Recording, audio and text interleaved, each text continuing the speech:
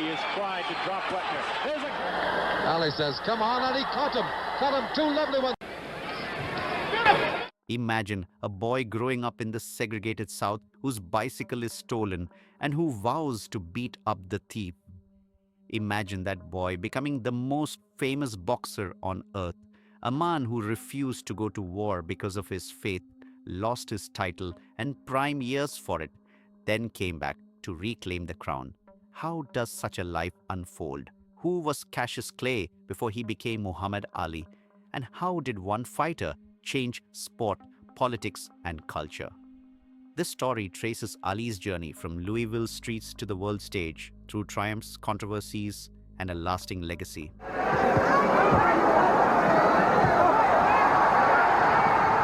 Muhammad Ali, Cassius Marcellus Clay Jr., was born on January 17, 1942, in Louisville, Kentucky. Ali was the elder of two boys. His father painted billboards and signs. His mother worked as a housekeeper. Growing up in the Jim Crow South meant experiencing racial segregation firsthand. When his prized bicycle was stolen at age 12, Cassius reported the theft to police officer Joe Martin and vowed to whoop the culprit. Martin saw determination in the boy and invited him to learn boxing at his gym. Cassius trained diligently under Martin and cut his teeth on the amateur circuit. He won the Amateur Athletic Union national title and Golden Gloves championships. His flashy style, hands low, feet dancing, and his brash predictions made him stand out. In 1960, he traveled to Rome with the US Olympic team and captured the light heavyweight gold medal. Returning home to Louisville, he hung the medal around his neck, but soon found that a gold medal didn't shield him from discrimination in a segregated diner. The experience deepened his sense of injustice and his search for identity. Turning professional in late 1960, Clay quickly amassed a record of 19 wins without a loss, 15 by knockout. He taunted opponents with rhymes and nicknames, telling reporters he would float like a butterfly, sting like a bee. At a time when heavyweight boxing was dominated by stoic fighters, his showmanship drew both fans and critics. He insisted that his mouth was part of his strategy. If an opponent fought angry, he believed he would make mistakes. By 1964, Clay had worked his way to a title fight against fearsome champion Sonny Liston, a man known for knocking out opponents quickly. Many experts predicted Clay would be flattened in Miami Beach on February 25, 1964. However, the brash 22-year-old used his speed and footwork to frustrate Liston. When Liston failed to answer the bell for the 7th round, Clay became heavyweight champion. He proclaimed to the crowd, "I shook up the world." More of this.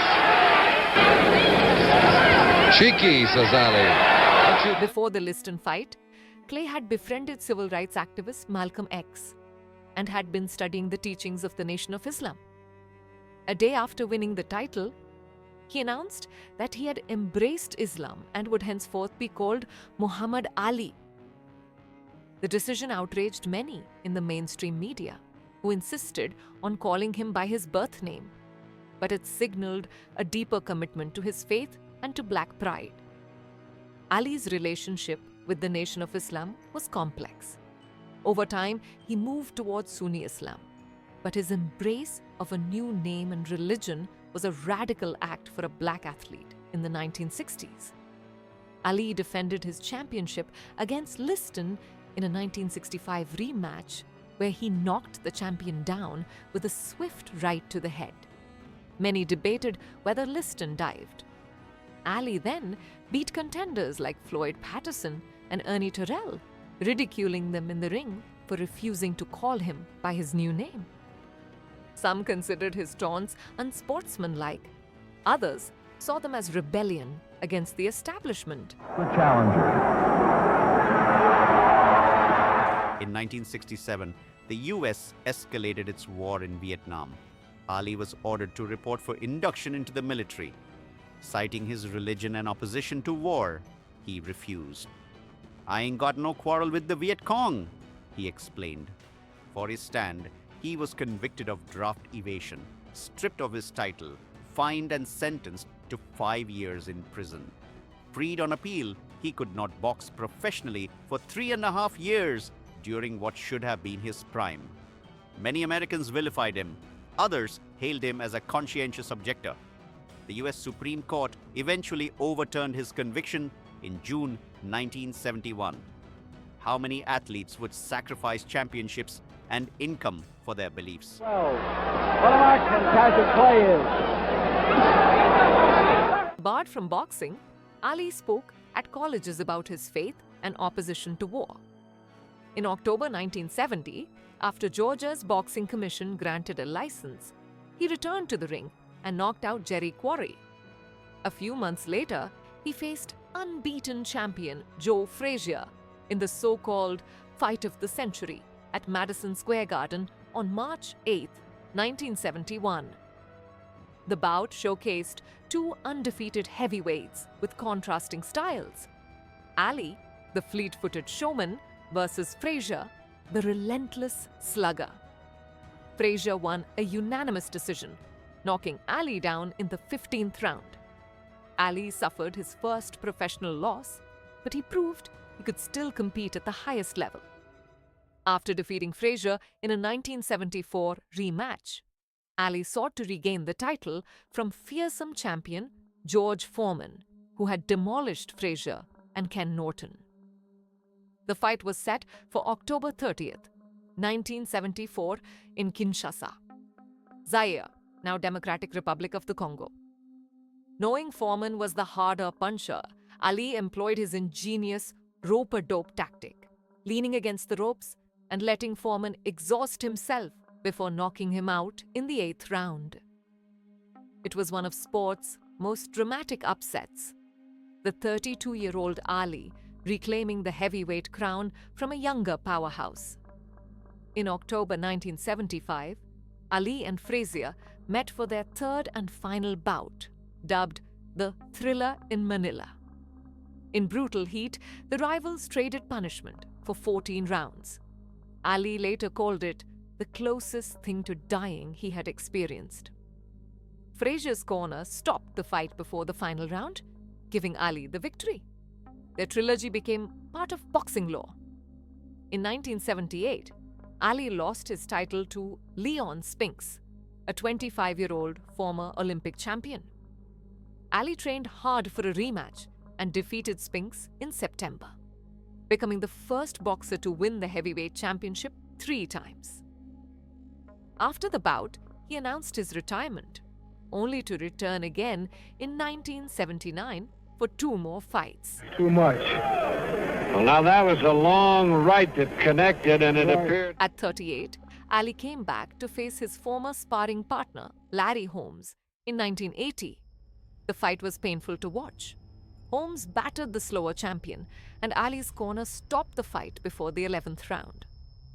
In 1981, Ali lost a 10-round decision to Trevor Berbick and retired for good. Over a professional career of 61 fights, Ali compiled 56 wins, 37 by knockout, and 5 losses.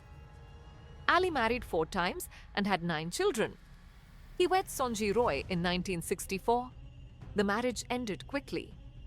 In 1967, he married Belinda Boyd, later Kalila Camacho, with whom he had 4 children. During the 1970s, he had an extramarital relationship with Veronica Porche, whom he later married. They had 2 daughters, including actress Leila Ali. His 4th marriage in 1986 was to Yolanda Lonnie Williams, a childhood friend. They adopted a son.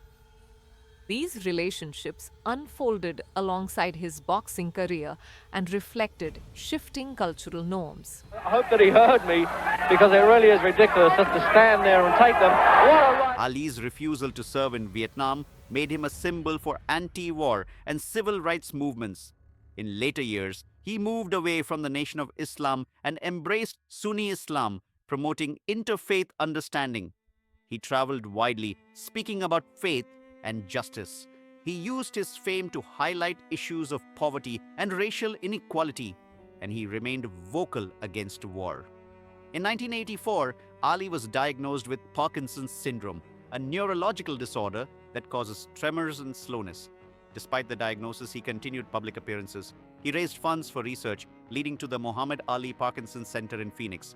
He lit the Olympic cauldron at the 1996 Atlanta Games, a moment that moved millions. He acted as a United Nations messenger of peace, traveling to Afghanistan and North Korea. Ali also helped with Special Olympics and the Make-A-Wish Foundation. In 2005, he received the Presidential Medal of Freedom, the United States' highest civilian honor, and later that year, the Muhammad Ali Center opened in Louisville as a museum and social justice institute.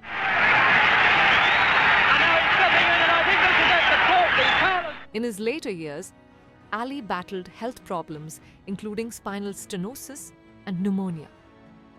On June 3, 2016, he died in Scottsdale, Arizona, after being hospitalized for a respiratory issue. He was 74. The world mourned. Tens of thousands lined the streets of Louisville for his funeral procession and memorial service. Speakers included former President Bill Clinton, comedian Billy Crystal, and sports writer Bryant Gumbel. Pallbearers carried his body past the Muhammad Ali Center. His passing was covered across continents, reflecting his global impact.